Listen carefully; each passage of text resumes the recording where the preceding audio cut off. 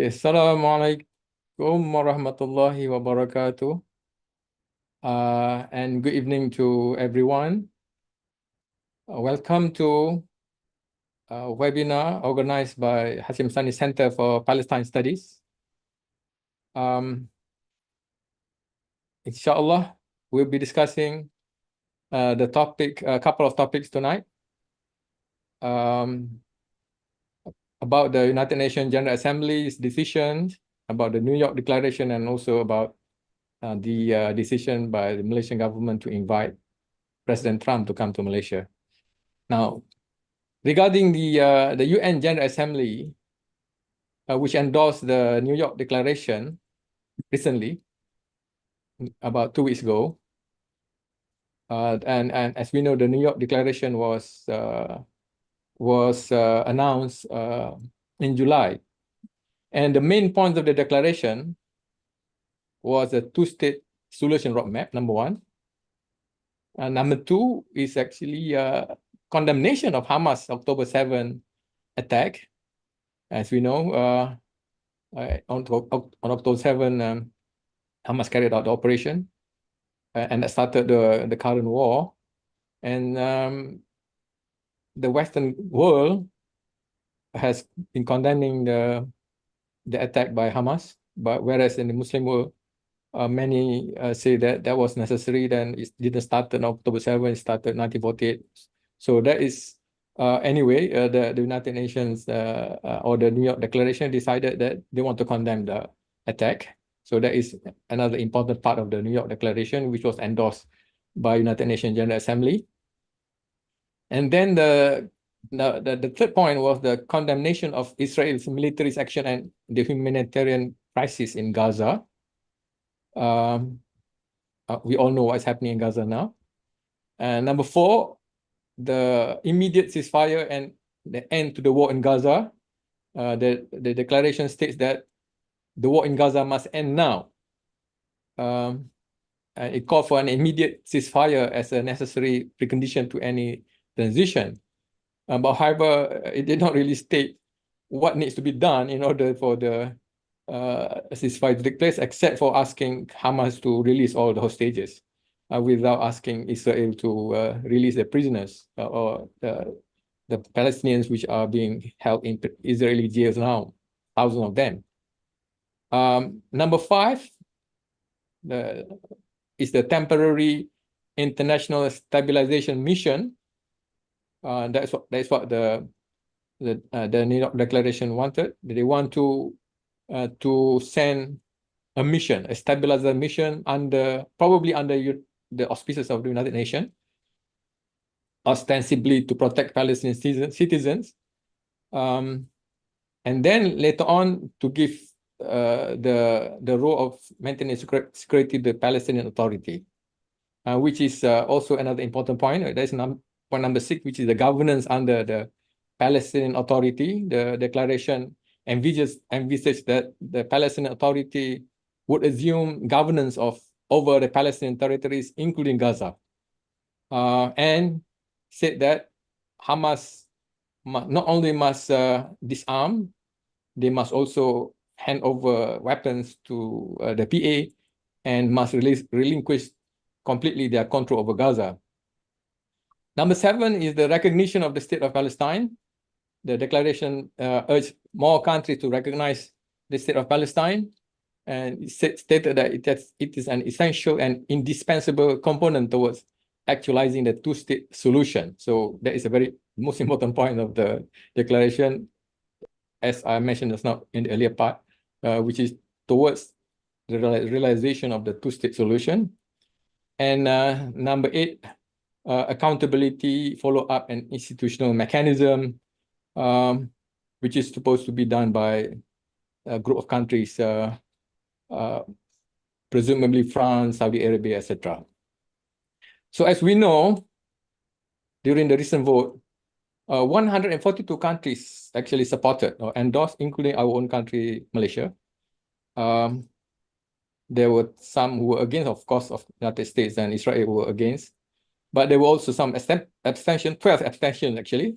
12 countries abstained, including Iran. They didn't want to get involved with the with that vote, and they didn't want to endorse it because in the case of Iran, they say that they are opposed to the two-state solution anyway. Well, what we do know is that since our country is also one of the country that endorsed it, that supported the vote, or voted to endorse it, the justification is that this is a development, a positive steps towards the process of making sure that there is self-determination by the Palestinian people. But is that really true? Is this UNGA vote really significant, and that we are progressing towards a situation where the Palestinians will obtain freedom, justice, and equality in their own land? Now, actually, some organizations such as Amnesty International say that it is actually a hollow declaration. So there is actually a quite a mixed reaction to the declaration and also to the vote by the United Nations General Assembly. To help us all understand all this, Alhamdulillah, tonight we have with us Dr. Azam Tamimi, who's going to help us to explain all this to us. And welcome, Dr. Azam Tamimi. Thank you very much for for your kind willingness to join in this tonight's conversation. So I will start straight away by asking you, is this vote by the United Nations General Assembly a significant step forward for the people of Palestine for freedom and self-determination? Go ahead, Dr. Azam. Bismillah ar-Rahman ar-Rahim. Thank you very much for having me again. It's always a pleasure. Now, as far as the Palestinian issue is concerned, what the General Assembly has endorsed will make no difference really whatsoever. But of course, some people see a significant development in the fact that some major Western states have finally decided to recognize the Palestinian state, not because of what that means to the Palestinians, but because of what it means to the status around the world in terms of the pressure that these governments are coming under. I mean, it's been 32 years since the Oslo Accords, and no Palestinian state has emerged. To the contrary, more land has been confiscated, and Palestine is almost completely lost. There is genocide in Gaza, and there are massacres in various parts of the West Bank. So the Palestinian state is not a reality. However, what we can conclude from that move is that these governments are feeling the pressure of their masses. Now, their masses are not bothered really by a two-state solution. No sane person now will call for a two-state solution, because in reality there is no room for that, and the Israelis don't accept it, especially the current ruling coalition in Israel. What public opinion has been focused on, and this is what is frightening many governments around the world, is the critique of Israel and Zionism. For the first time, people are talking about Zionism as a parallel of Nazism, as a mirror image of Nazism, and is a much worse regime than apartheid that existed in South Africa in the old days. The world is seeing a split within the ranks of Jews around the world. An increasing number of them now are saying, not in our name. They don't agree that Netanyahu or the current government in Israel speaks for them. Of course, many of them even are opposed to Zionism. And this reminds us of the historical fact that at the inception of Zionism in Europe, the majority of Jews around the world were opposed to it. But because of the Holocaust, there was a shift in Jewry position. But then now we are seeing a reversal. And this is what's causing alarm. So Britain, France, and other governments in Europe, maybe not all of them, but I think the majority of them, are more concerned about the future of the Zionist project than about the future of the Palestinian people. The Palestinian people don't really matter to them. They increasingly matter to the public, to the general public. So this is a major shift. Now, when we come back to the question of the state and the state of Palestine, it is important to go back to the root of the problem. What is the root of the problem here? It wasn't like we had a state and then we lost it. I mean, like you in Malaysia, you have a state called Malaysia. If you are, if God forbid, you are subjected to an invasion, then it is only natural that you will struggle for independence and you will say, we want our state back. We in Palestine never had a state. This is not the problem. We were part of the Ummah, a vast Ummah. We were part of the Ottoman Empire. Then the colonial powers, led by the French and the British, invaded us. They divided us. And they created in our midst a foreign body they called Israel for the implementation of their own project, Zionism, because Zionism is not a Jewish project. Zionism is a European colonial project in its essence. Of course, now it is adopted by the Americans and supported a lot more by the Americans, but in its essence, it was a European colonial project. So what we want in Palestine is to see the end of Zionism.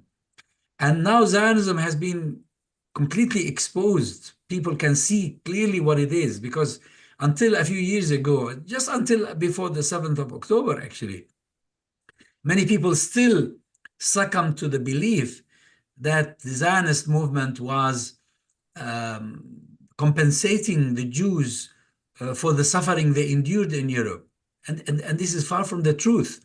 The truth is that Zionism is a spearhead of foreign European colonialism.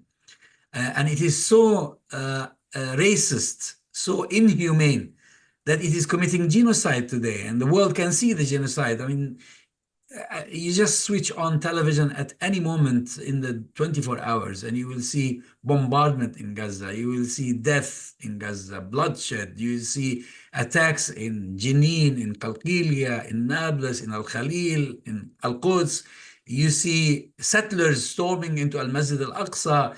You see settlers burning olive trees. You see them attacking Palestinian houses.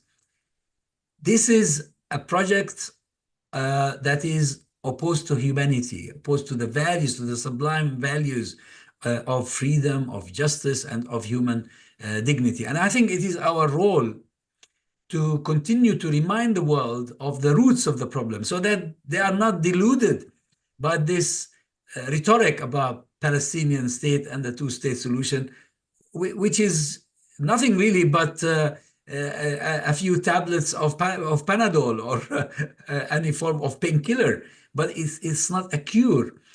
Zionism is a colonial, settler, criminal project that has to come to an end. And without it coming to an end, the world will continue to suffer. Okay.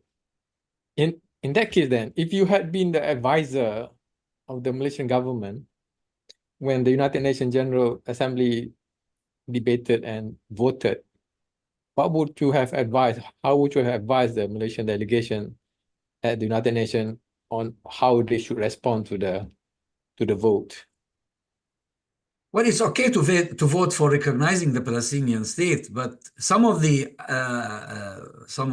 points included in the declaration are against the Palestinians, are unfair. I mean, how dare anyone in this world criminalize the Palestinians for defending themselves?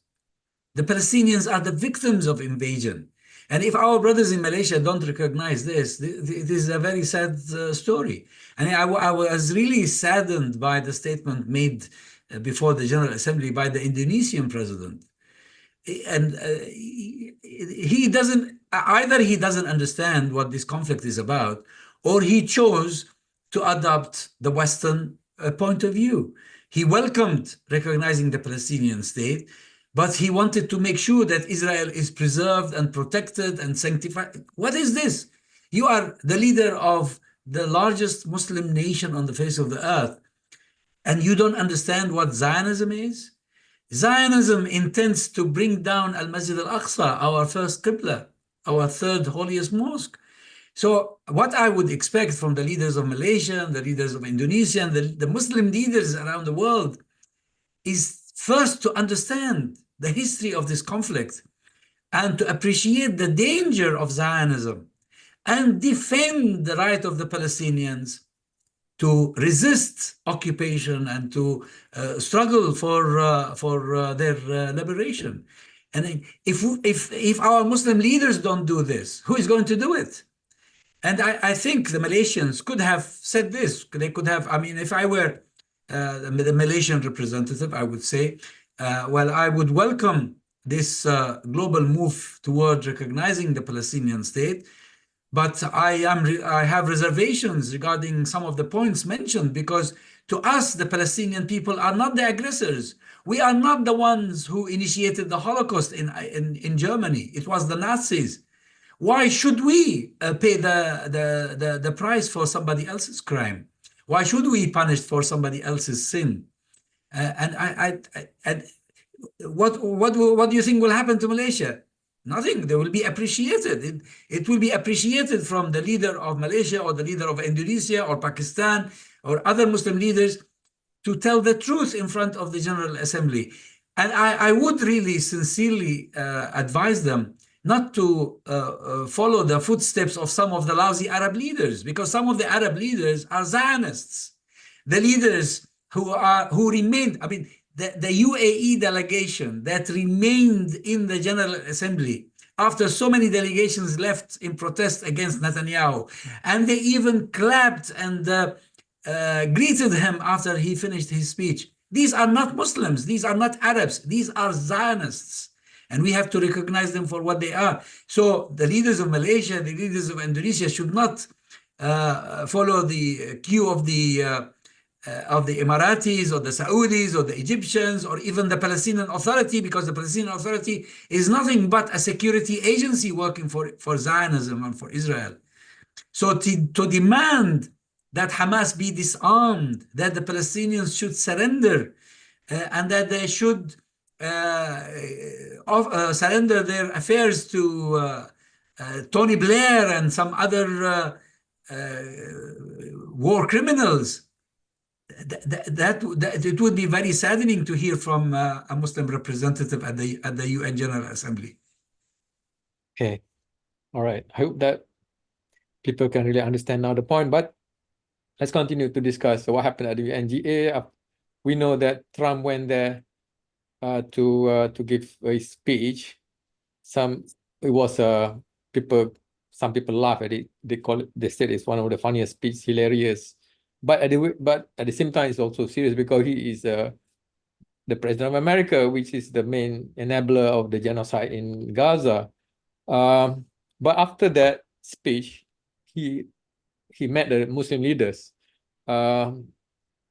in a special setting, and journalists were not allowed, so they didn't disclose what they discussed about. But they came out and said that he said it was something positive, etc., etc. But I just wonder why do you think the Muslim countries, the leaders of Muslim countries, still have hope in him to help solve the problem in Palestine, even after the bombing of Doha by Israel, and America didn't do anything about it. But these Muslim country leaders came and talked to him and then negotiated with him, and then came out and smiled and said that it was a positive discussion. What do you make of it? Why do they still have any confidence in him? Well, probably they consider it to be positive, maybe because he did not show them so much disrespect as he does sometimes when he meets foreign visitors.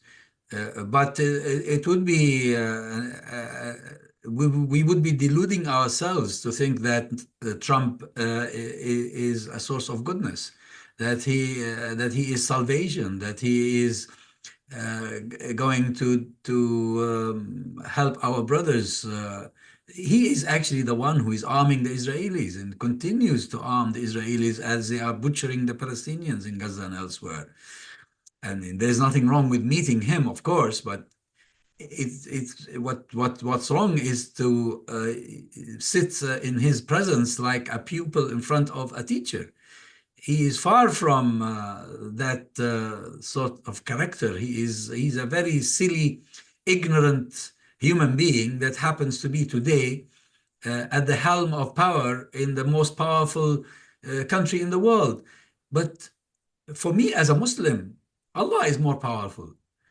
This is like the Quran tells us about the people who were destroyed before us, like the Qawm of Ad and the Qawm of Thamud and Fir'aun, who said, وَقَالُوا مَنْ أَشَدُّ مِنَّا قُوَّةً. They said, who is stronger than us? If Trump says this, it shouldn't frighten the believers.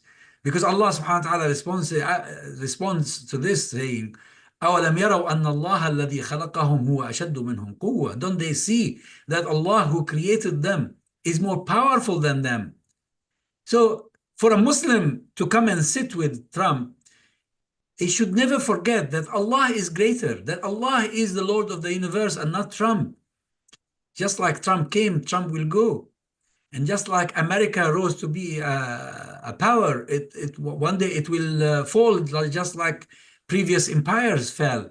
So if they really have iman, if they really have faith in Allah subhanahu wa ta'ala, and if they have confidence in their ummah, this should not swerve them from telling the truth, from speaking to power with courage and with honesty.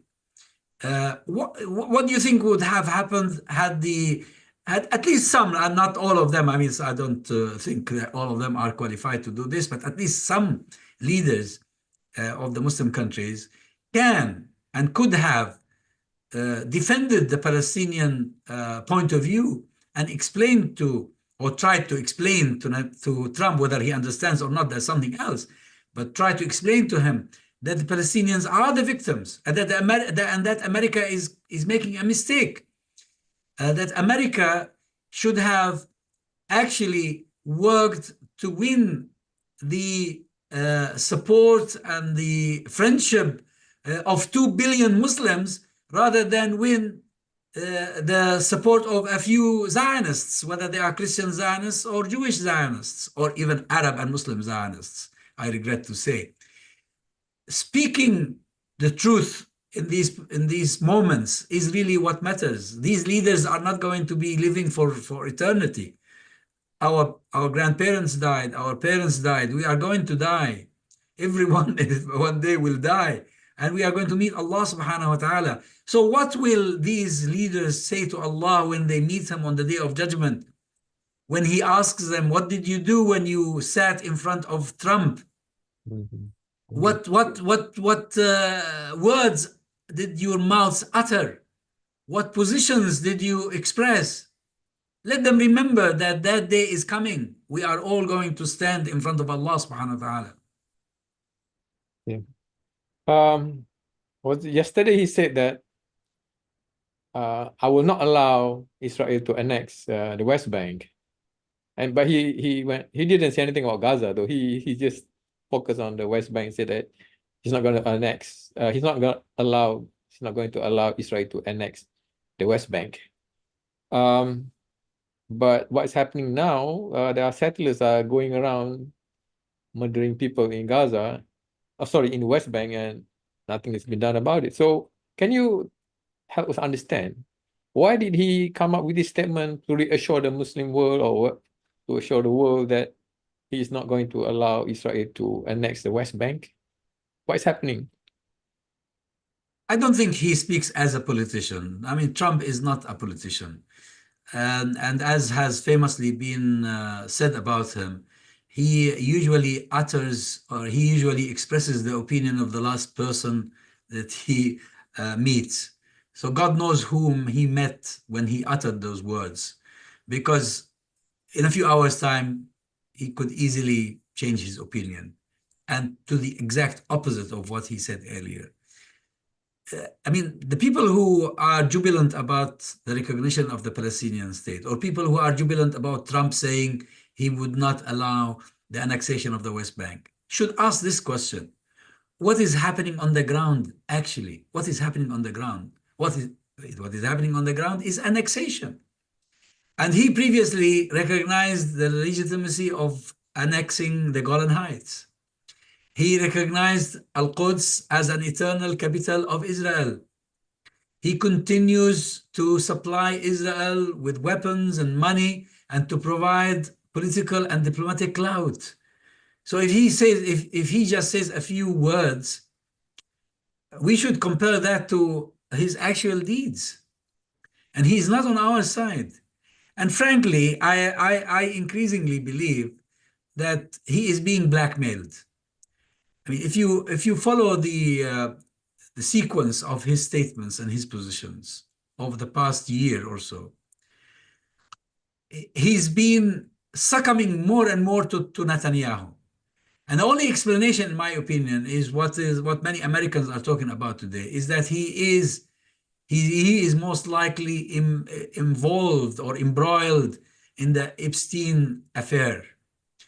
And Epstein was a Mossad agent who was tape recording audio and video, what his customers were doing to these young girls. And the idea was to blackmail these leaders. And now we see the names coming up, not only Trump, but Elon Musk, some Arab leaders even. The Israelis managed to do this in order to be able to blackmail these people. I have no other explanation for his attitude, because there was a time when he said and vowed he'd stop the war in Gaza. And he sent his envoy to Doha, and he was the first Western leader to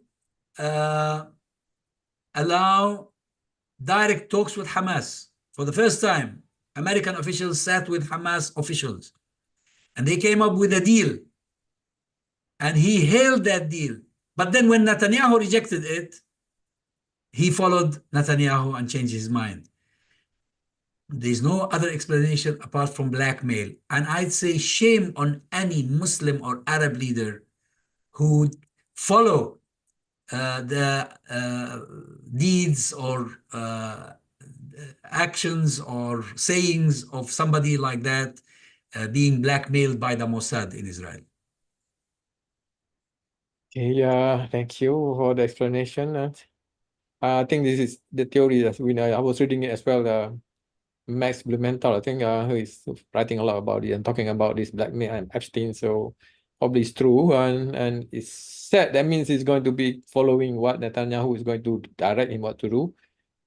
But that is not the official account. It's just a theory at the moment. But at the moment, he is the official. What we know, or what we can see, is that he's the chief enabler of the genocide in Gaza. Now he has authorized the sending of bombs to Israel to use to bomb the people in Gaza, providing more weapons. I think hundreds of Caterpillar bulldozers are being sent to Gaza now from America with his consent. So now he is coming to Malaysia to join the ASEAN summit. And many people in Malaysia now are saying, how can we welcome the chief genocide enabler? And there are people now who are saying, what are we going to do? What are we going to feel when we see him landing and being given the red carpet treatment by the Malaysian government? But other people say that he has to come and we have to welcome him because we are now the head of ASEAN, Association of Southeast Asian Nations, and we need to make sure that the trade between ASEAN countries, including Malaysia with America, will flourish, and that Trump is not going to impose tariffs on Malaysian exports. So strong Malaysian economy is necessary in order for Malaysia to help the Palestinians. What's your comment on this decision to welcome Trump? Well, I can understand that the Malaysian politicians, like politicians anywhere in the world, will try and serve the best interests of their own country. And if it is in the best interest of Malaysia as a country and as a nation to invite Trump, well, Trump is the leader of the United States of America. Whether you like him as a person or not, he's still the leader of that powerful nation.